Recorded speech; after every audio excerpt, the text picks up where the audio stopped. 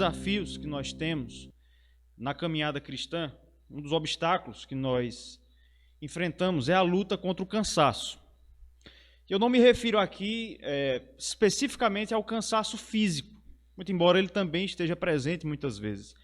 Tampouco eu me refiro ao cansaço meramente mental, mas ao cansaço espiritual, ao desânimo. Esse é um inimigo que nós enfrentamos na caminhada cristã. Os momentos de desânimo, os momentos em que a nossa alma não consegue se alegrar em Deus, em que nós não conseguimos, por causa da nossa fraqueza, termos alegria em servir ao Senhor. É um dos grandes dilemas dos servos de Deus, de todos os cristãos, é lutar contra os períodos de desânimo, quando eles não conseguem encontrar alegria em servir ao Senhor, quando eles não conseguem encontrar confiança nas promessas de Deus. Eu não sei quantos de vocês sabem, mas o último dos puritanos, né, Charles Spurgeon, ele, durante o seu ministério, ele necessitou por um tempo retirar-se do pastorado da sua igreja e ele voltou para a sua cidade natal, onde ele passou ali algumas semanas. E não se sabe exatamente o que aconteceu, mas Spurgeon tão somente expôs à liderança da igreja dele que ele precisava descansar, que ele precisava aproximar-se de Deus mais distante da igreja. E até mesmo aquele servo de Deus, ele passa por um momento de desânimo. Ele precisa, inclusive, recarregar as suas baterias, as suas forças, afastando-se um pouco do pastorado da sua igreja. Eu quero, meus irmãos, nessa noite, tentar expor um texto que fala sobre isso, sobre como Deus cuida de nós, sobre como Deus revela o seu cuidado e o seu amor sobre as nossas vidas quando nós estamos desanimados, quando nós estamos cansados. Por isso eu quero pedir a você que abra a sua Bíblia no livro de 1 Reis, primeiro livro dos Reis, capítulo 19. Nós vamos ver como Deus cuidou de um dos seus servos da antiga aliança em um momento como esse, que foi o profeta Elias. 1 Reis, capítulo 19, nós vamos ler os versos de 1 a 18. Eu vou pedir a participação dos irmãos nessa leitura. Eu lerei os versos ímpares, os irmãos leiam os versos pares, do verso 1 até o verso 18. Vamos tentar extrair algumas lições desse texto. Todos encontraram? 1 Reis, capítulo 19, de 1 a 18, alternadamente. Acabe fez saber a Jezabel tudo quanto Elias havia feito e como matara todos os profetas à espada. Então Jezabel mandou um mensageiro a Elias para dizer: faça-me os deuses como diz a profeta, se amanhã a estas horas não fizer eu a tua vida, como fizeste a casa deles. Temendo, pois, Elias, levantou-se e, para salvar a sua vida, se foi e chegou a Berseba, que pertence a Judá, e ali deixou o seu moço. Elias, porém, se foi ao deserto, caminho de um dia, e veio e se assentou debaixo de um cimo, e pediu para si a morte, e disse: basta, toma agora ao Senhor a minha alma, pois não sou melhor do que os pais. Deitou-se e dormiu debaixo do zimbro. Eis que um anjo o tocou e lhe disse: levanta-te e come.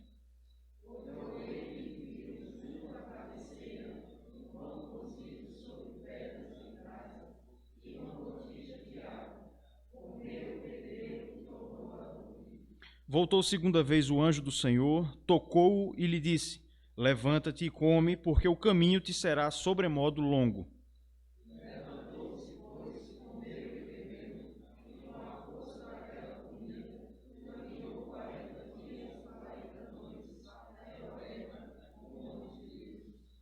Ali entrou numa caverna, onde passou a noite, e eis que lhe veio a palavra do Senhor e lhe disse: que fazes aqui, Elias? Ele respondeu: tenho sido zeloso pelo Senhor, Deus dos exércitos, porque os filhos de Israel deixaram a sua aliança, derribaram os teus altares e mataram os teus profetas à espada, e eu fiquei só e procurando tirar minha vida. Disse-lhe Deus: sai e põe-te neste monte perante o Senhor. Eis que passava o Senhor, e um grande e forte vento fendia os montes e despedaçava as penhas diante do Senhor. Porém o Senhor não estava no vento. Depois do vento, um terremoto, Mas o Senhor não estava no terremoto.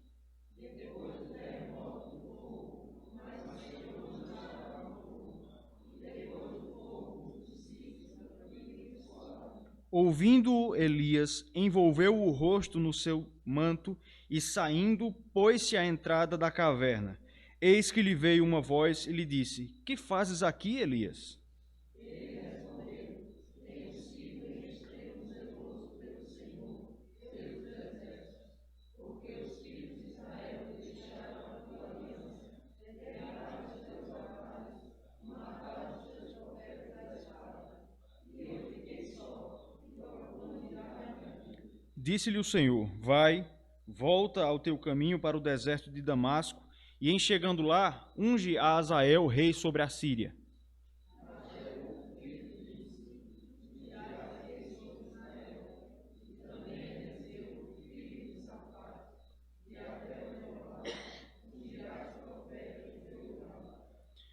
Quem escapar à espada de Azael, Jeú o matará. Quem escapar à espada de Jeú, Eliseu o matará.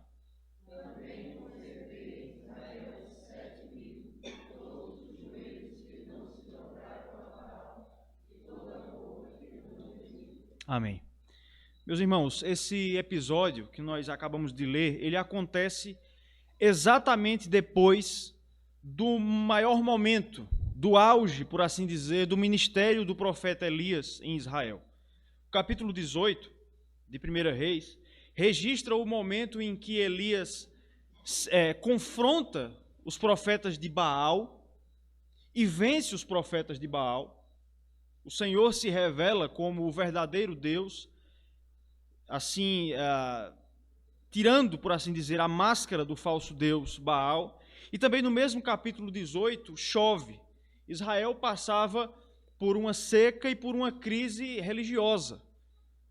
O rei de Israel era um rei mau, Acabe, pior rei de Israel, e a sua esposa era pior do que ele, inclusive dominava sobre ele, que era Jezabel, a pior rainha de Israel. O povo então estava entregue à idolatria e havia uma seca também hídrica em Israel.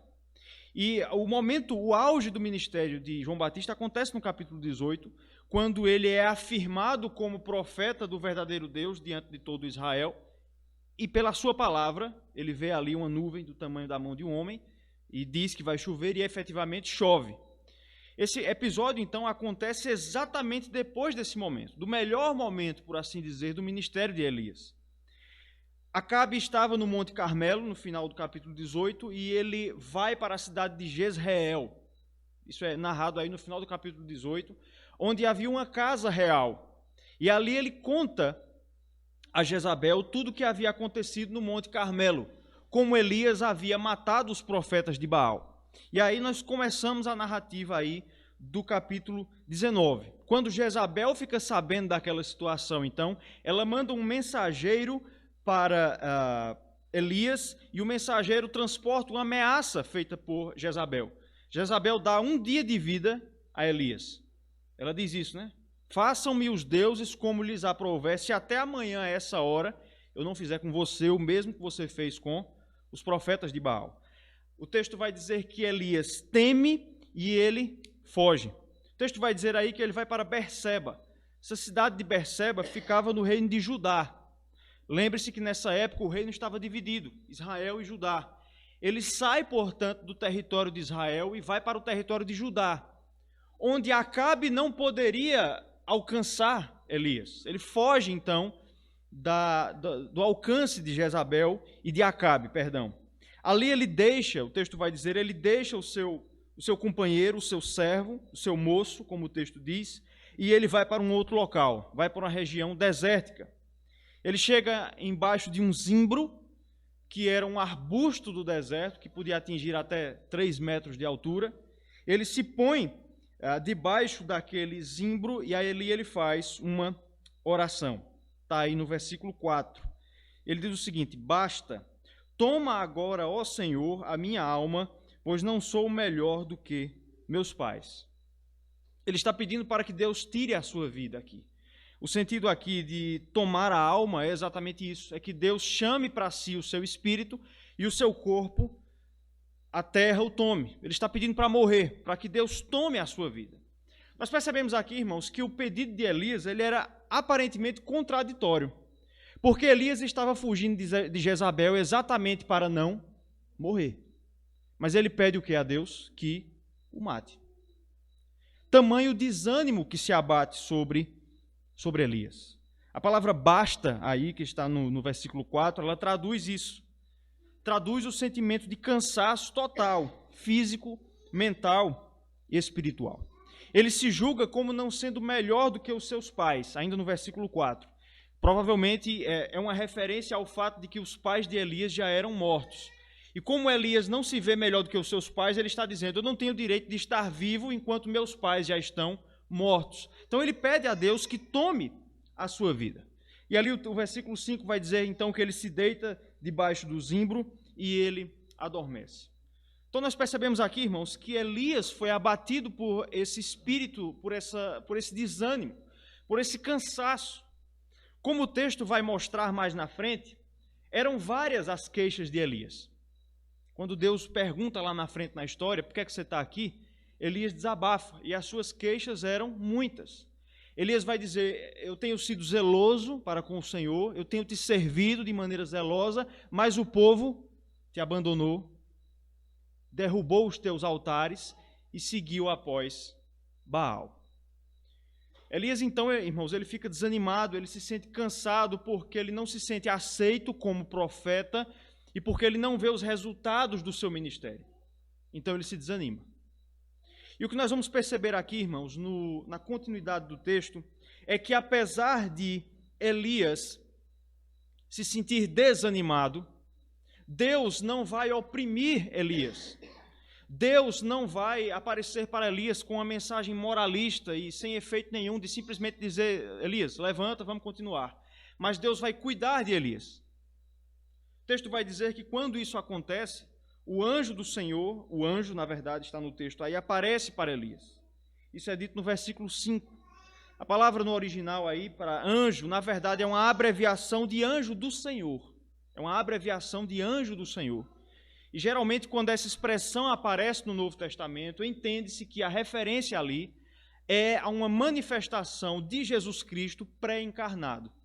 É mais ou menos como acontece lá no episódio de Sedraque, Mesaque e Abednego, né? São levados para a fogueira, mas quando eles entram lá, aparecem 4 homens. E um deles é dito lá que era o anjo do Senhor. Então nós percebemos aqui, irmãos, que Deus, na verdade, vai cuidar de Elias, vai fortalecer o seu servo. Acontece com Elias mais ou menos o que acontece com João Batista. E é curioso perceber que Elias e João Batista são como que faces de um espelho no Antigo e no Novo Testamento. Eles são muito parecidos. João Batista é um referencial. Mas houve um momento em que João Batista foi abatido pela incredulidade também, assim como Elias. Isso está no capítulo 11 do Evangelho de Mateus. Houve um momento em que Elias mandou um mensageiro seu, um discípulo seu, até Jesus Cristo. E pediu para que esse discípulo perguntasse a Cristo, a Jesus de Nazaré, se ele era mesmo o Cristo. Olha, é você mesmo que a gente estava esperando ou a gente ainda precisa esperar? Percebam que há um momento de incredulidade de João Batista também. Mas é interessante perceber, meus irmãos, que assim como no caso aqui de Deus para com Elias, naquele caso de Mateus 11, Jesus responde àquela incredulidade dando força a João Batista. Porque é exatamente no capítulo 11, em que Jesus, depois desse momento de incredulidade de João Batista, Jesus vai dizer que entre os nascidos de mulher não houve nenhum maior do que João Batista. Deus, meus irmãos, ele não se alegra da nossa incredulidade. Incredulidade é pecado. Em última instância, desânimo é pecado. Porque reflete a nossa falta de capacidade de nos alegrarmos em Deus. Entretanto, o Salmo 104 diz que Deus conhece a nossa estrutura e sabe que nós somos pó. Deus muitas vezes, meus irmãos, apesar de não se alegrar, de não se agradar, obviamente, do nosso pecado, mas sabendo que nós somos pó, Ele meio que se rebaixa ao nosso nível e nos fortalece nas nossas misérias. E é exatamente isso que Deus vai fazer aqui com o seu servo, Elias. Eu quero tentar ver com os irmãos, não vou demorar, prometo, 3 formas como Deus cuida do seu servo Elias. A primeira delas é a forma física. Deus cuida do corpo de Elias. A graça de Deus fortalece o corpo de Elias. Elias estava fugindo de Jezabel e ele deita-se então embaixo daquele zimbro e dorme. O texto vai dizer aí então que o anjo, versículo 5, toca Elias e diz: levanta-te e come. E não diz mais nada. Não entra no assunto sobre o desânimo de Elias. Ele apenas diz: levanta-te e come. Versículo 6. Elias olha, viu junto à cabeceira um pão cozido sobre pedras em brasa e uma botija de água. Comeu, bebeu e tornou a dormir. Dormiu de novo. O anjo então voltou segunda vez, verso 7, o anjo do Senhor tocou-o e lhe disse: levanta-te e come, porque o caminho te será sobremodo longo. Levantou-se, pois, comeu e bebeu, e com a força daquela comida, caminhou 40 dias e 40 noites. A gente percebe aqui, irmãos, então, que o primeiro passo da ação de Deus sobre a vida de Elias foi fortalecê-lo fisicamente, dando comida ao seu servo. É interessante perceber, meus irmãos, como muitas vezes, como em alguns momentos, o desânimo espiritual, ele se revela, ele apresenta sintomas também físicos.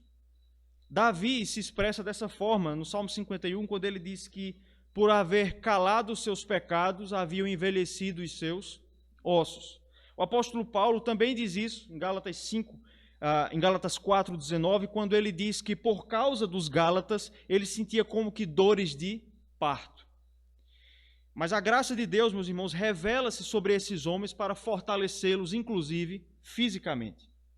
E existe um exemplo disso na história da igreja que, para mim, é simplesmente sobrenatural, fantástico, que é o de João Calvino. João Calvino, todo mundo sabe quem foi, mas algo que poucas pessoas sabem é que João Calvino foi um homem extremamente doente. E eu trouxe aqui uma lista, olha o tamanho da lista das doenças de Calvino. E eu vou ler aqui. Calvino, meus irmãos, sofria de dores de estômago, muitas dores de estômago, gripe intestinal, enxaquecas, febres, problemas na traqueia, ele tinha um problema na traqueia, pleurisia, gota, cólicas, hemorroidas, ele tinha um abscesso, sofria de artrite, nefrite, cálculos biliares, cálculos renais. Há um historiador que diz que uma vez Calvino expeliu um cálculo renal tão grande que rasgou a uretra dele. Ele tinha uma tosse crônica por falar muito alto quando pregava, ele teve problemas em relação a isso também e morreu de tuberculose. Se Calvino vivesse em São Bento, o doutor Ataíde era milionário, né? Mas, entretanto, meus irmãos, ele vive apenas 55 anos, pouquíssimos anos depois de convertido, mas Deus o usa sobrenaturalmente, poderosamente. E ele escreve a maior obra de teologia reformada de todos os tempos, que são as Institutas. Comenta todos os livros da Bíblia, com exceção de Apocalipse. Escreve centenas e centenas de cartas que também são estudadas até os dias de hoje. E cria um movimento que transformou a Europa inteira, chamada de calvinismo. Isso nos mostra, meus irmãos, que Deus, Ele cuida de nós e Ele nos fortalece, inclusive fisicamente. Ele tem cuidado de nós. Ele tem nos capacitado, inclusive fisicamente, para fazermos a sua vontade. Mas, em segundo lugar, o texto vai nos mostrar aí que Deus fortalece a vida do seu servo, fortalece Elias mentalmente. Isso aparece aí a partir do versículo 8. Depois que Elias é alimentado, o texto vai dizer que ele caminha 40 dias e 40 noites até Horebe, o monte de Deus. Esse é um detalhe que a gente costuma passar direto no texto, mas ele é importante. Porque percebam que, através desse período, Deus concede a Elias aquilo que hoje nós chamaríamos de férias. Elias tira férias do seu ministério. Para alguém que estava cansado, foi extremamente importante passar 40 dias e 40 noites longe das pressões políticas e religiosas de Israel. 40 dias longe dos problemas. 40 dias no deserto sendo cuidado por Deus. O número 40, meus irmãos, na verdade, o período de 40 dias ou de 40 anos, em alguns momentos na Escritura, ele é sempre significativo. O período de 40 dias é sempre na Escritura um período de preparação. Antes que o Senhor Jesus Cristo iniciasse o seu ministério, ele passou 40 dias no deserto. Antes que o povo de Deus entrasse na terra prometida, eles passam 40 anos no deserto. Esse período de 40 espaços de tempo no deserto, é sempre um período de tempo em que Deus está preparando, fortalecendo o seu servo para fazer a sua obra. O próprio Elias já havia passado pelo deserto. Se você ler 1 Reis, capítulo 17, você vai ver que Elias inicia o seu ministério no palácio, mas logo depois ele é levado para o deserto, para ser sustentado por Deus, para ser fortalecido por Deus. Deus, assim, irmãos, está fortalecendo o seu servo do ponto de vista mental. Ele está renovando as forças do seu servo, do profeta Elias, para que ele tivesse condições de continuar o seu ministério. Mas, em terceiro lugar, o texto vai nos mostrar também, e esse é o ponto principal do texto aqui, que Deus fortalece Elias espiritualmente falando. Ele fortalece não apenas fisicamente, fortalece não apenas mentalmente, mas ele fortalece espiritualmente. A partir do versículo 9, nós vamos encontrar isso. O texto vai dizer então que Elias foi para o Monte Horebe. E aqui você precisa prestar muita atenção, porque o Monte Horebe, na verdade, é o Monte Sinai. Horebe era outro nome para Sinai. Ou seja, Deus levou Elias para o mesmo monte para onde Deus havia levado Moisés. E isso é muito importante na continuidade do texto. O texto vai dizer então que Elias vai até o Monte Horebe. Lá, versículo 9, ele entra numa caverna onde passou a noite. E eis que lhe veio a palavra do Senhor e lhe disse: que fazes aqui, Elias? E aí Elias vai expor o motivo do seu cansaço, o motivo do seu desânimo. Verso 10.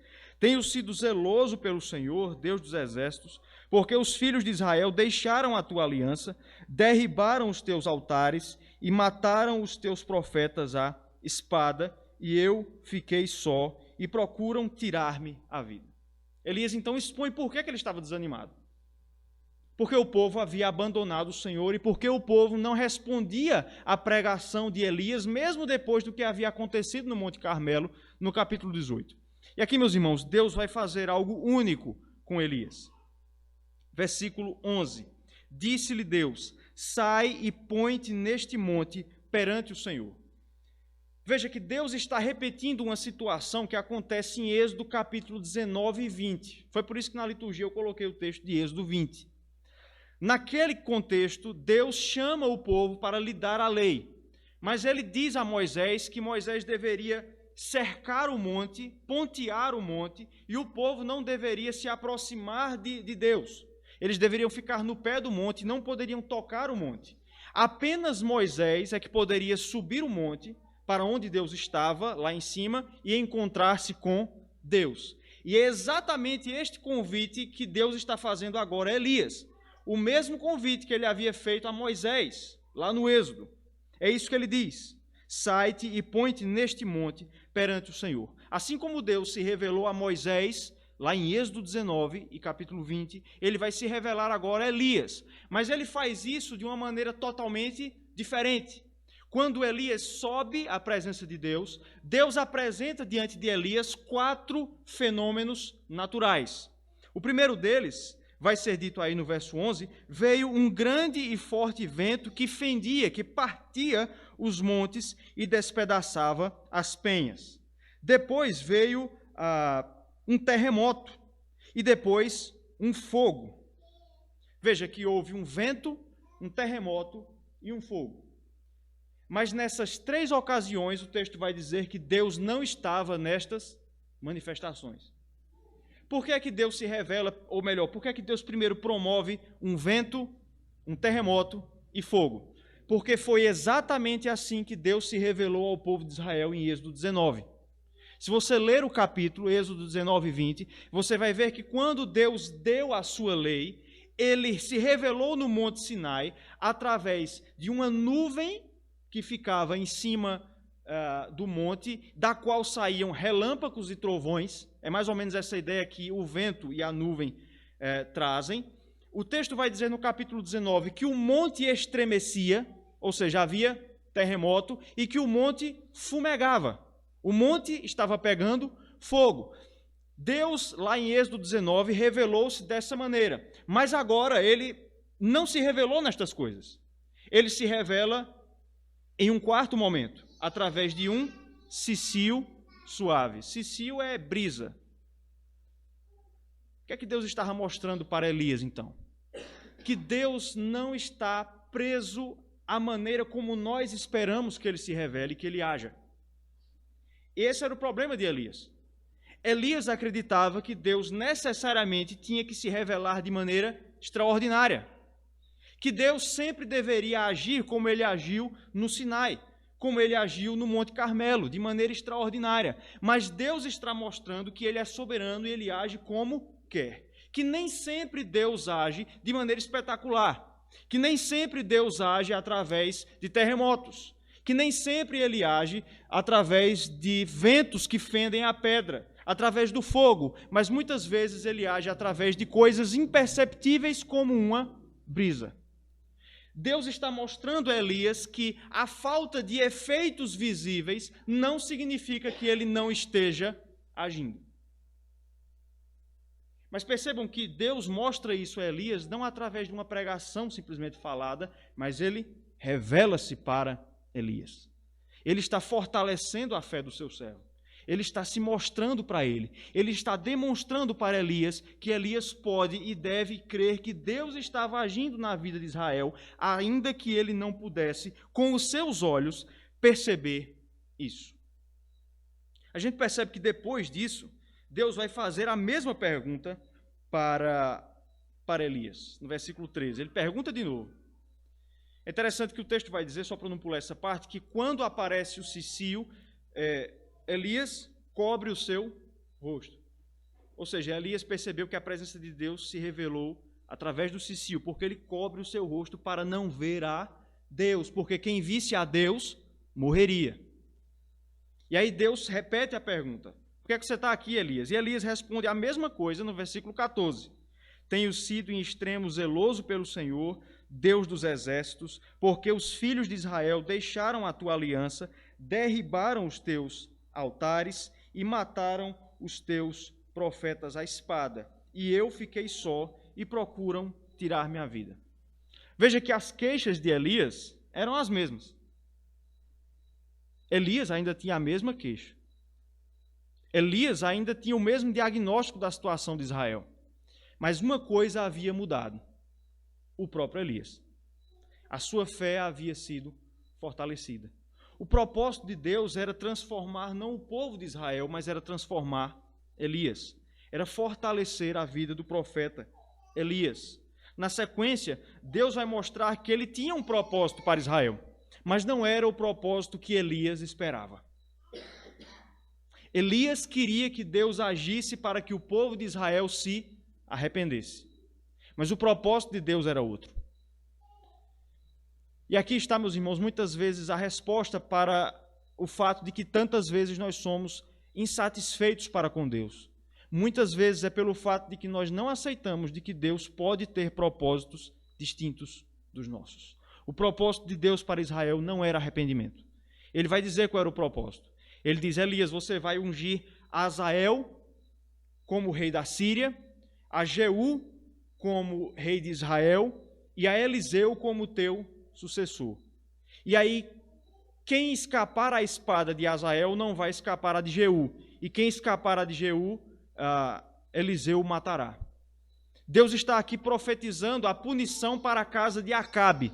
Ou seja, porque Acabe foi um rei mau, Deus iria acabar com a sua descendência através de Azael, Jeú e Eliseu. Mas essa punição sobre Acabe era um prelúdio do que Deus faria para Israel. Castigaria Israel, aquela geração, através do Império Assírio, por causa da sua desobediência. Assim, meus irmãos, Elias é então novamente chamado para o ministério, recapacitado, fortalecido para o ministério. E é exatamente essa força que Elias encontrou no momento de desânimo que nós podemos encontrar em Cristo Jesus. O apóstolo Paulo, irmãos, escrevendo a sua segunda carta aos Coríntios, ele nos diz que em tudo nós somos atribulados, porém não angustiados, perplexos, porém não desanimados, perseguidos, porém não desamparados, abatidos, porém não destruídos. O cuidado de Deus sobre as nossas vidas se revela em meio às dificuldades, se revela em meio aos sofrimentos. Elias é a prova disso. Mas o mesmo Deus que fortaleceu Elias é o Deus que nos fortalece. Porque nós, meus irmãos, servimos a um Cristo que, como diz o profeta Isaías, capítulo 53, sabe o que é padecer. Jesus também ficou desanimado em um determinado momento do seu ministério. Jesus também se desanimou. Quando Jesus sobe ao monte e é transfigurado, quando ele desce, o que é que ele encontra? Ele encontra os seus discípulos sem conseguir expulsar um demônio. E aí Jesus diz: até quando eu terei que aguentar essa geração incrédula? Jesus também se cansou dos seus discípulos em alguns momentos. Jesus também desejou, em um certo sentido, não ter que passar pela morte que o aguardava. Mas ele foi fortalecido pelo seu Pai. E nós podemos ser também fortalecidos em Cristo Jesus. O texto nos mostra, meus irmãos, portanto, que Deus, que Cristo nos fortalece no nosso cansaço, mas Ele nos fortalece com um objetivo: nos capacitar a fazer a vontade dEle. A força que nós encontramos em Cristo não é para atingir os nossos objetivos. Deus não tem compromisso com os nossos sonhos. Deus não está compromissado com os seus sonhos, nem com os meus. Deus está compromissado em fazer a sua vontade nas nossas vidas. Deus está compromissado e comprometido em nos fortalecer para que nós façamos a sua vontade. Era essa a vontade de Deus sobre Elias, na vida de Elias. Mas a verdade graciosa e alegre é que quando nós fazemos, à medida em que nós fazemos a vontade de Deus nas nossas vidas, Ele nos fortalece. Ele cuida de nós. Ele nos ampara. E na sequência do texto aqui nós vamos encontrar isso. Elias queria desistir do seu ministério, mas fortalecido por Deus, ele volta para o ministério e Deus continua a cuidar de Elias. Perceba que essa não foi a primeira vez que Deus alimentou Elias, foi a terceira vez. Primeiro, Deus alimenta Elias através de corvos. Elias começa o seu ministério no palácio, mas ele vai para o deserto, ser sustentado por corvos, que eram animais impuros na lei de Israel, e por uma torrente de água. Mas aí a torrente seca. E aí Deus manda Elias para onde? Para uma vila chamada Sarepta, para que Elias fosse alimentado agora por uma viúva, a quem os judeus desprezavam. E aqui Deus alimenta Elias pela terceira vez. Todo o ministério de Elias é firmado nisso, na dependência de Deus, em um Deus que cuida de Elias, à medida em que Elias obedece à vontade de Deus, à medida em que Elias faz aquilo que Deus diz que ele deve fazer. E nós vamos perceber que na sequência do ministério de Elias, Deus continua a cuidar do seu servo. Olha aí para o capítulo 19, verso 21. É o momento em que Elias comissiona Eliseu.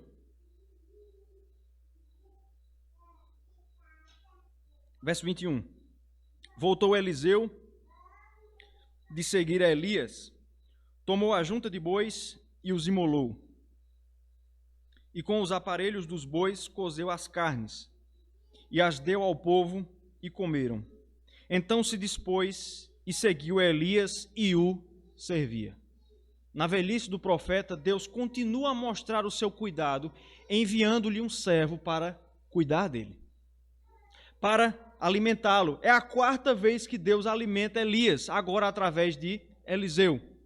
E por fim, meus irmãos, Deus revela a sua graça sobre a vida de Elias, dando a Elias exatamente o contrário do que ele havia pedido a Deus.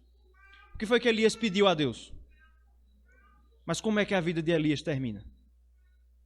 Ele é assunto aos céus em uma carruagem de fogo. E agora Deus se revela a Elias com fogo, como ele se revelou no Sinai a Moisés. E vejam como é que Eliseu reage quando Elias é assunto aos céus. 2 Reis, capítulo 2, verso 12. É o momento em que Elias é levado aos céus.